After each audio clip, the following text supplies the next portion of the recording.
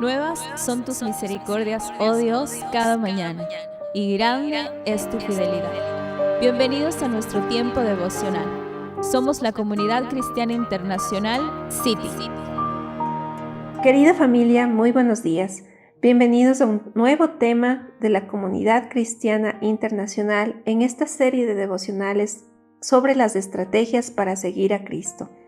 Y bueno, haciendo un recuento hemos visto los principales pasos para seguir a Cristo, pero más aún nos hemos detenido a ver las estrategias que Dios usa, a veces estrategias que ni siquiera nos imaginamos.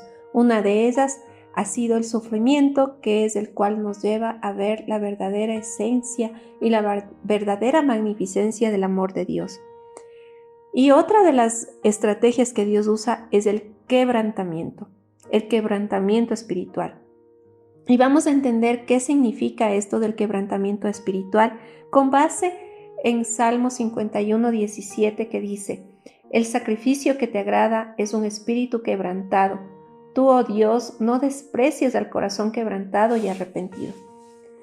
Pues el quebrantamiento espiritual parece un término de esos en desuso, sacado de libros antiguos, escritos en siglos pasados en otras épocas. Vivimos en una era en la que la meta máxima para el ser humano es buscar su propia felicidad, y esto se entiende como disfrutar de los placeres de este mundo en la mayor medida y con la mayor intensidad posible, en un disfrute que nunca acaba. ¿Qué es lo que nos dicen comúnmente o lo que comúnmente oímos en el mundo? Relájate y disfruta, solo se vive una vez. Aléjate de las personas tóxicas y mantente positivo. Deja atrás todo lo que te quita la alegría y te impide ser feliz. Y un sinnúmero de frases como estas nos bombardean en la publicidad, en las películas, en las canciones, y podemos ver en las redes sociales que son replicadas por muchos de nuestros conocidos y seres queridos. Lo peor de todo es que todo este río de felicidad y falsa plástica terminó desbordándose hacia la iglesia. Abundan las congregaciones que han renunciado al Evangelio prefiriendo esta enseñanza engañosa.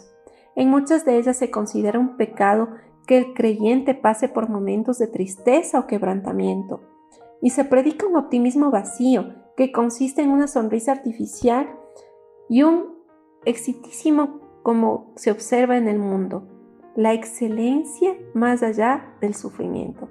Si eres cristiano, todo debe salirte bien. Siempre debes estar feliz.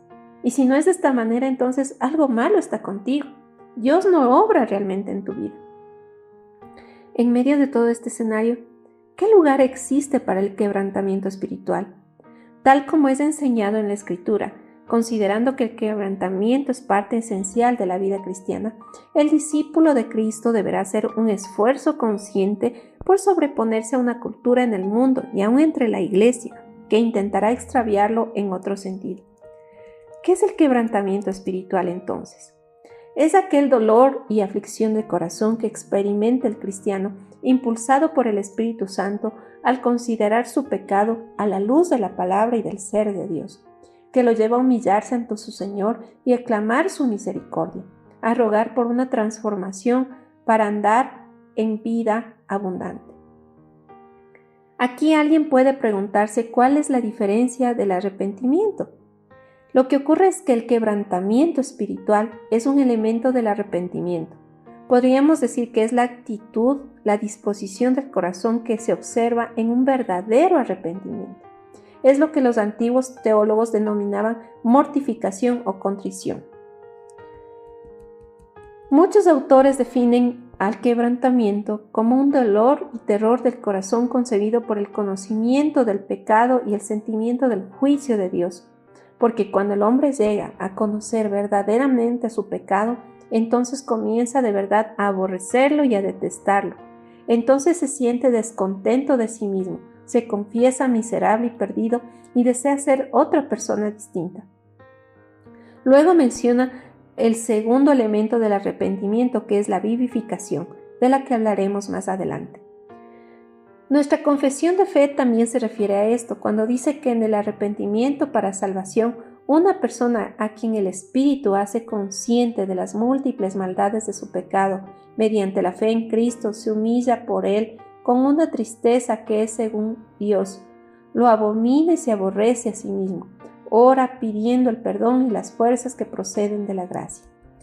Queda claro entonces que es un dolor, una aflicción que incluye también un sentido de espanto al ver la profunda maldad y corrupción que hay en nuestros propios corazones, pero también al considerar el juicio de Dios sobre estas cosas. Y este dolor es también una evidencia de la misericordia de Dios, ya que nos impide seguir hundiéndonos en la inmundicia del pecado. Nos detiene aún a parar para deslizarnos por el barranco de la destrucción, como lo hacen quienes no son estorbados en su maldad y pueden vivir tranquilos en ella. Y aquí hemos visto a muchas personas tal vez de nuestro entorno y nos hemos hecho la pregunta, ¿por qué él hace tantas cosas malas y le va bien? ¿Por qué? Porque no ha habido quebrantamiento en su vida. En cambio, nosotros, como hijos de Dios, ya nos hace algo en el corazón cuando empezamos a actuar mal, empezamos a andar por caminos equivocados.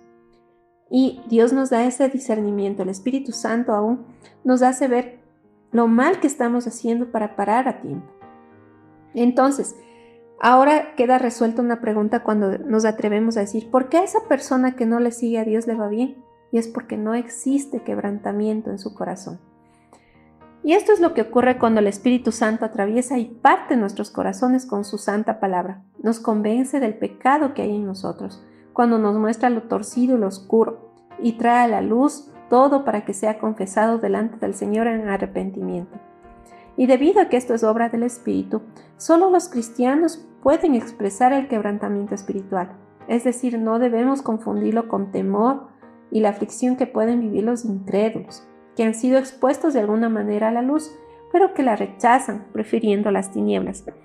Así, por ejemplo, el espanto que llevó a suicidarse a Judas luego de su traición no puede compararse con la obra del Espíritu Santo en el verdadero quebrantamiento espiritual.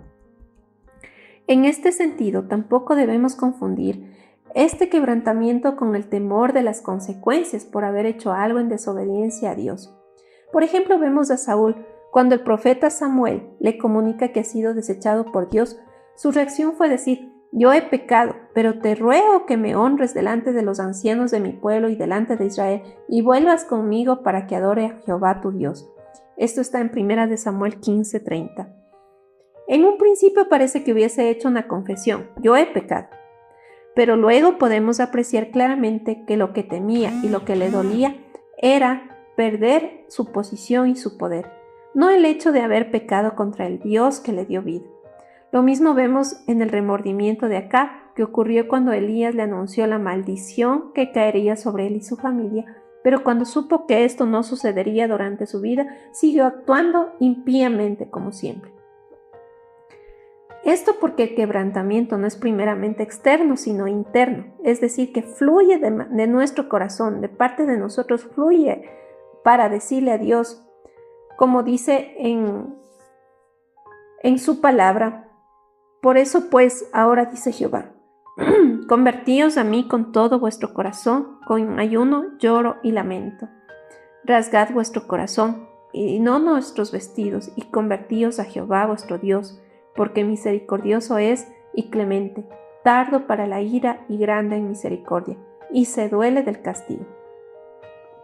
Así que, querida familia, en esta primera parte sobre el quebrantamiento, hemos visto que proviene de un corazón arrepentido, proviene de esa experiencia en donde el Espíritu Santo mismo nos hace notar qué es lo que estamos haciendo mal, qué es lo que le entristece al Señor sobre nuestras vidas. A partir de esto llega el quebrantamiento del Espíritu. Así que les invito en este tiempo a orar, a ponernos a cuentas con Dios y decirle, Señor Todopoderoso, ahora entiendo que el quebrantamiento es necesario para mi crecimiento espiritual, más aún para seguir a Jesucristo, porque por medio de este quebrantamiento yo entiendo mi condición humana, entiendo mi pequeñez, mi fragilidad, pero más allá entiendo también que yo te he fallado, que a veces tengo una gracia inmerecida, Señor, porque tú aún perdonas mis pecados y perdonas mis iniquidades sin ser merecedor de ello. Bendito Rey, quiero darte las gracias porque tú me haces entender por medio de tu palabra ¿Cuántas cosas bonitas quieres para mí? Sin embargo, el pecado que gobierna en mi vida hace que yo me equivoque, hace que vea con otros ojos esta gracia inmerecida, Señor. Yo pongo ante ti todos mis pecados y rindo ante ti todas esas cosas malas para que tú me hagas ver, para que tú detalles esas situaciones en mi mente y en mi corazón y pueda yo tener ese momento de quebrantamiento para reconocer que tú eres el Dios Todopoderoso que quiere una vida grande y abundante para mí, que debo hacer las cosas correctas para ti, para glorificarte, Señor. Y quiero seguir en este conocimiento para entender qué es lo que te agrada, Señor, porque yo solo vivo para agradarte a ti. Gracias te damos, Señor, y en el nombre de Cristo Jesús nos quedamos en tu maravillosa presencia. Amén. Te invitamos a seguir descubriendo el mensaje restaurador que Dios tiene preparado para tu vida. En cualquiera de nuestras reuniones, para mujeres, parejas, jóvenes, niños, emprendedores y también en nuestras reuniones familiares. Somos familia, somos iglesia, somos City.